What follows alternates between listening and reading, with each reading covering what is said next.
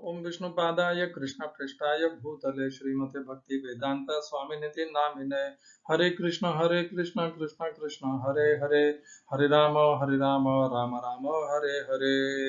श्रील ऐसी भक्ति वेदांत स्वामी प्रभुपाद की जय। आचार्य महात्मा गांधी जी की जय। भगवद गीता 2020 में आपका स्वागत है। प्रभु के आशीर्वाद से 12 अध्याय का हमने चर्चा समाप्त कर ली है। आज से हम 13वें अध्याय की चर्चा प्रारंभ करेंगे। पुनर्कथन कर लेते हैं 12वें अध्याय का। 12वें अध्याय में 20 श्लोक थे। अध्याय का नाम भक्ति योग।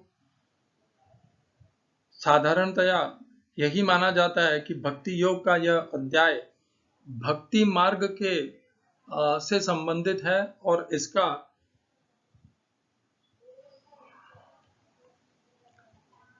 अव्यक्त निराकार के उपासकों से कोई संबंध नहीं है, किंतु ऐसा है नहीं। भगवान की दृष्टि में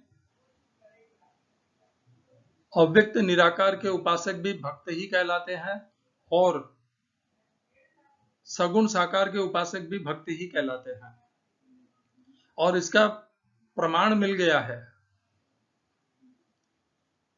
इसका प्रथम प्रमाण तो इसी अध्याय में ही है, जहां पर भगवान अंत में 12वें अध्याय के 13वें श्लोक से लेकर के 19वें श्लोक तक वह गुण और लक्षण बताते हैं जो उनके प्रिय भक्त में होने चाहिए।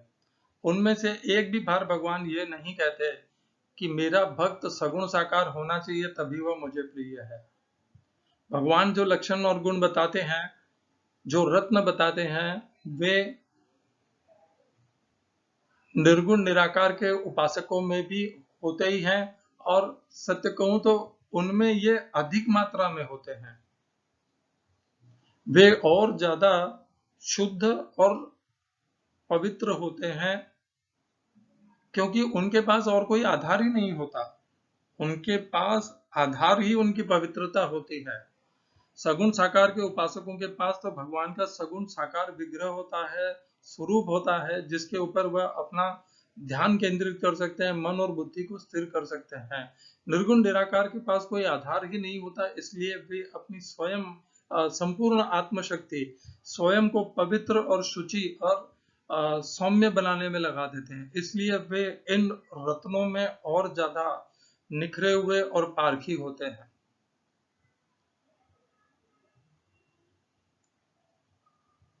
और प्रमाण मिल गया है 18वें अध्याय में, जहां पर भगवान कहते हैं ब्रह्म भूत प्रसन्नात्मा न शोचति न कांक्षति सम सर्वेषु भूतेषु मदभक्ति लभते पराम। ये 18वें अध्याय का श्लोक है। 18वें अध्याय का 54वां श्लोक है। ब्रह्म भूत अर्थात ब्रह्म स्वरूप, ब्रह्म से तदाकार होकर, श्रील प्रभुपाद ने भी यही लिखा है। प्रभुपाद ने लिखा है ब्रह्म से तदाकार होकर प्रसन्नात्मा, प्रसन्नात्मा अर्थात पूर्णतया प्रमुदित, न शोचती न कांक्षती, कभी नहीं और न और खेद करता है और न कभी नहीं इच्छा करता है। समः सर्वेषु भूतेषु, समान भाव से समस्त भूते जीवों पर, जिसका मदभक्ति मेरी भक्ति को प्राप्त करता है। तो ब्रह्मभूत शब्द प्रयोग किया है भगवान ने। भगवान ने ये नहीं कहा कि मेरी साकार भक्ति में जो लगता है वह मुझे मेरी भक्ति को प्राप्त करता है। भगवान ने ब्रह्मभूत शब्द प्राप्त किया, यहाँ पर लिखा है। ब्रह्म निर्गुण निराकार का सूचक होता है, और भगवान ने स्पष्ट लिखा है ब्रह्मभूत। तो जो ब्रह्म से तदाकार होता है, ब्रह्मभूत प्रसन्नात्मा अर्थात जो सदैव प्रसन्न रहता है, भगवान के साथ तदात्म स्थापित करके जो सदैव प्रसन्न रहता है, न कुछ आकांक्षा करता है, न किसी से किसी विषय में विचार करता है या खेद करता है, न शोचति न कांक्षति समः सर्वेषु भूतेषु, समः सर्वेषु भूतेषु, ये जो गुण है ये विशेष करके निर्गुण निराकार के उपासकों में 12वें अध्याय के 4 श्लोक में भी यही गुण आता है, जहां पर भगवान कहते हैं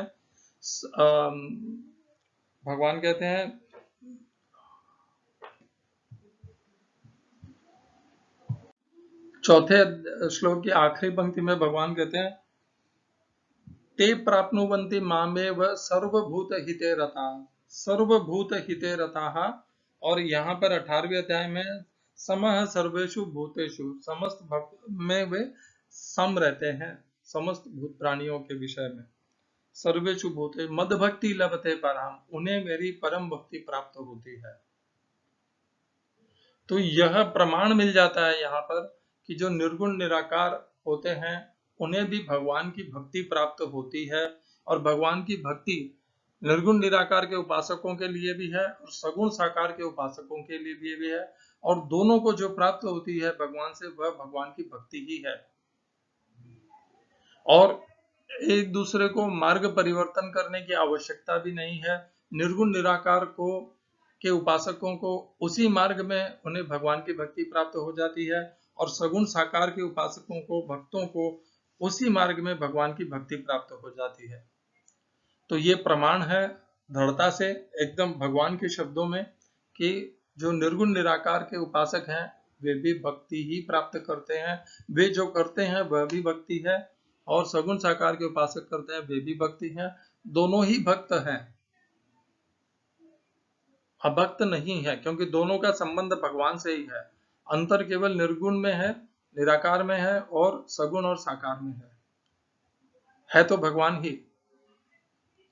तो यदि भगवान के भक्त हैं, उपासक हैं, तो भक्ति ही कहलाएंगे ना, अभक्त तो कहला नहीं सकते, तो श्रेणी तो उनकी भक्त की ही रहेगी। तो इससे यह प्रमाणित हो जाता है कि निर्गुण निराकार के उपासक भी भक्त ही हैं, और वे जो करते हैं वह भगवान की भक्ति कहलाती है। और इसलिए 12वें अध्याय का भक्ति योग उनके लिए भी उतना ही लागू पड़ता है जितना सगुण साकार के उपासकों के ऊपर लागू पड़ता है। इस प्रकार हमने 12वें अध्याय को समझा। भगवान ने जो रत्न आभूषण बताए अपने प्रिय भक्तों के, उन हमें विशेषतया उन रत्नों आभूषणों को अपने व्यवहार में एकत्रित करने के लिए सदैव प्रयत्नशील रहना चाहिए। ये भगवान की कृपा से ही प्राप्त होंगे, और प्रयत्न हमें सदैव करते रहना है। आज श्लोक संख्या 13वें अध्याय का पहला श्लोक। अर्जुन उवाच प्रकृतिं पुरुषं चैव क्षेत्रं क्षेत्रज्ञ एव च क्षेत्रं क्षेत्रज्ञम् एव च एतद् वेत्तुमिच्छामि ज्ञानं ज्ञेयं च केशव। और हिंदू अनुवाद गीता यथारूप श्रील प्रभुपाद। अर्जुन ने कहा, हे कृष्ण, मैं प्रकृति एवं पुरुष, भोक्ता, क्षेत्र एवं क्षेत्रज्ञ तथा ज्ञान एवं ज्ञेय के विषय में जानने का इच्छुक हूँ। English translation Gita as it is, Swami Prabhupada. Arjuna said, "Oh my dear Krishna, I wish to know about Prakriti, nature, Purush, the enjoyer and the field and the knower of the field and of knowledge and the end of knowledge." इस श्लोक में प्रयोग किए गए संस्कृत शब्दों के अर्थ हैं, अर्जुन उवाच, अर्जुन ने कहा, प्रकृतिम, प्रकृति, पुरुषम, भोक्ता, च, भी, एव, निश्चय ही, क्षेत्रम, अर्थात क्षेत्र, खेत अर्थात क्षेत्र, एक परिधि में, एक सीमा के भीतर जो स्थान होता है उसे क्षेत्र कहा जाता है, जैसे हम हिंदी में समझते हैं क्षेत्र। और शरीर के भीतर जो होता है या शरीर के साथ जो होता है वह भी क्षेत्र कहलाता है। क्षेत्रज्ञ, क्षेत्र को जानने वाले को क्षेत्रज्ञ कहते हैं, जानने वाले को। एव, निश्चय ही, भी, दूसरी पंक्ति, एतद, यह सारा, वेदितुम, जानने के लिए, इच्छामि, उत्सुक हूं, इच्छुक हूं, ज्ञानम, ज्ञान, ज्ञेयम, ज्ञान का लक्ष्य, च, भी, केशव, हे केशव। इस श्लोक का तात्पर्य गीता यथारूप स्वामी प्रभुपाद के द्वारा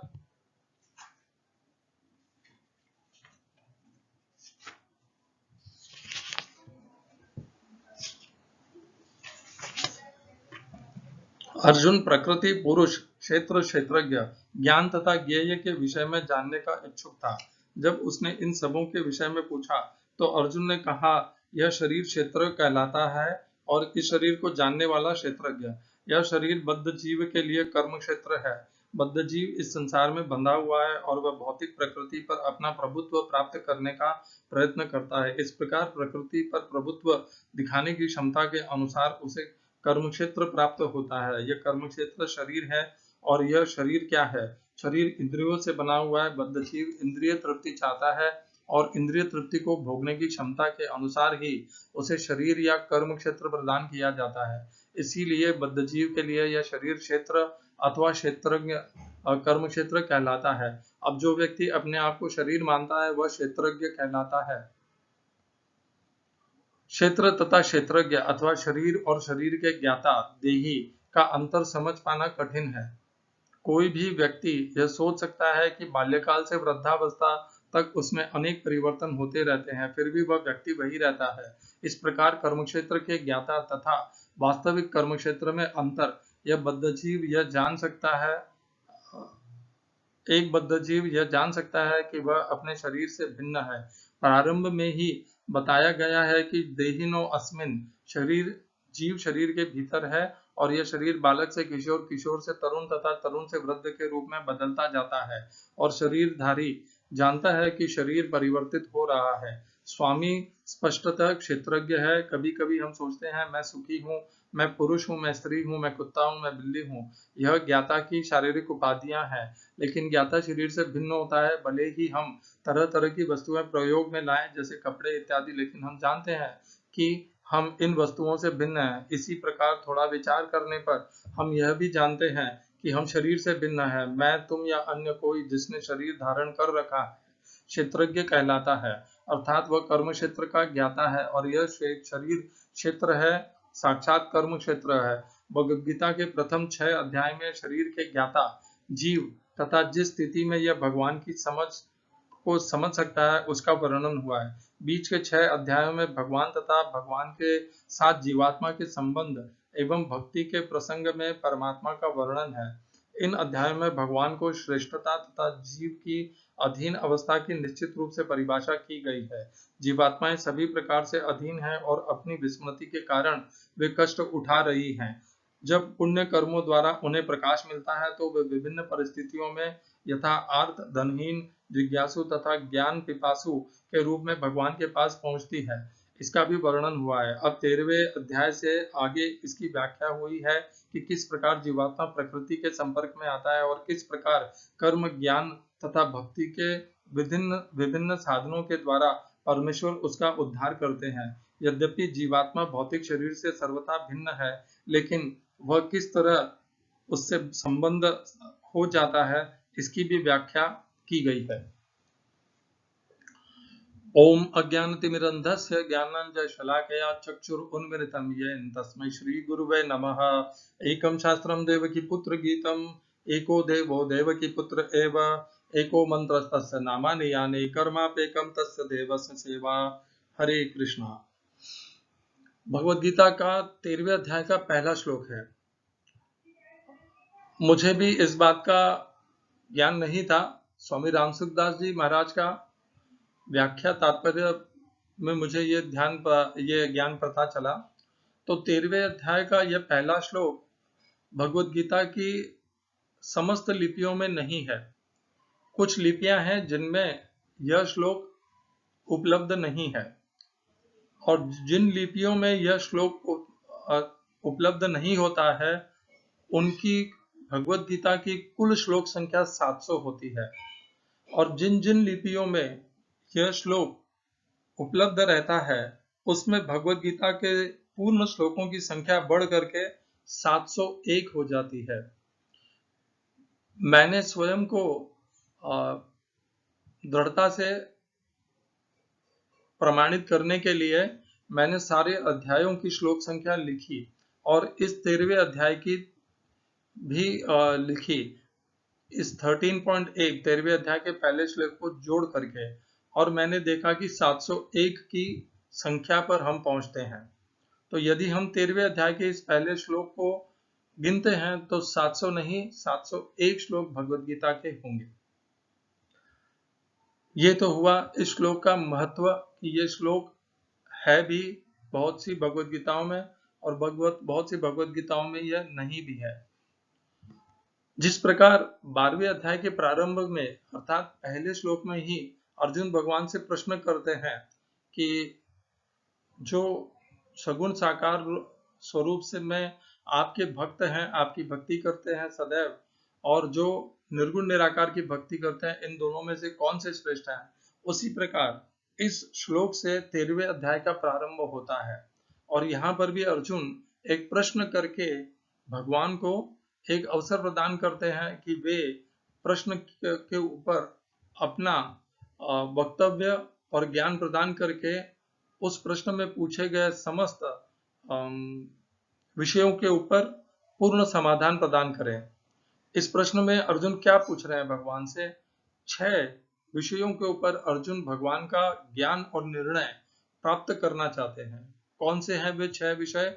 प्रकृति, पुरुष, क्षेत्र, क्षेत्रज्ञ, ज्ञान तथा ज्ञेयम।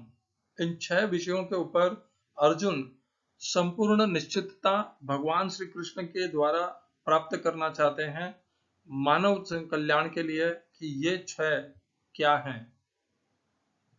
और इस श्लोक के इस अध्याय में, इस अध्याय का नाम इसी श्लोक के पीछे ही पड़ता है। क्षेत्र क्षेत्रज्ञ विभाग योगो नाम त्रयोदशो अध्याय है। तो इस अध्याय का ये जो नाम है, इस अध्याय में कुल मिलाकर के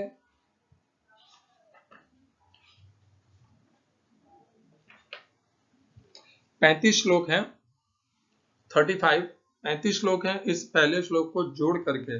और प्रभुपाद ने इस अध्याय का नाम दिया है इस प्रकार: श्रीमद् भगवद गीता के 13वें अध्याय प्रकृति, पुरुष तथा चेतना का भक्ति वेदांत तात्पर्य पूर्ण हुआ। और गीता प्रेस के अनुसार इस अध्याय का नाम है क्षेत्र क्षेत्रज्ञ विभाग योगो नाम त्रयोदशो अध्याय है। प्रकृति और पुरुष प्रभुपाद ने उनको ज्यादा प्रधानता दी है और गीता प्रेस ने क्षेत्र और क्षेत्रज्ञ इनको प्रधानता दी है। प्रभुपाद ने साथ में चेतना को भी जोड़ा है और गीता प्रेस ने क्षेत्र क्षेत्रज्ञ के ऊपर ज्यादा प्रधानता दी है। अर्जुन ने ये प्रश्न किया, इस प्रश्न से हमारा समाधान तो होगा ही।